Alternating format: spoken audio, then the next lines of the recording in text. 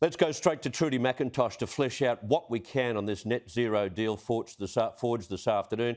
Trudy, who was in that final meeting today?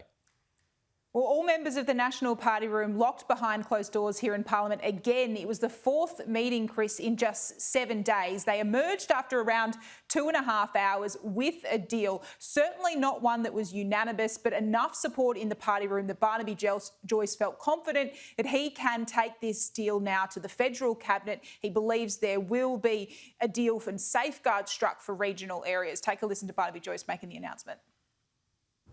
We are in support of a process going forward that would go towards a 2050 emissions target. Obviously, that's dependent upon what we see in the Cabinet submission reflecting the conversations and the agreements between myself and the Prime Minister. The details of that negotiated settlement will remain private.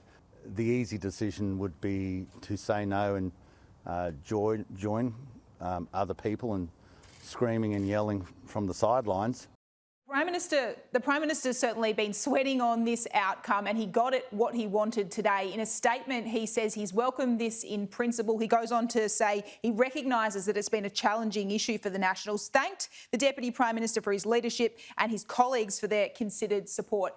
I can tell you, Chris, that the Prime Minister received that phone call from Barnaby Joyce as soon as he emerged from the meeting, so he wasn't blindsided by that press conference announcement. And I'm told too that the pair will have dinner tonight together at the Lodge. OK, now the remaining mum about all of this. Do we have any idea as to why the Nats agreed to sign up for this? They've been firmly against a climate deal like this for so many years.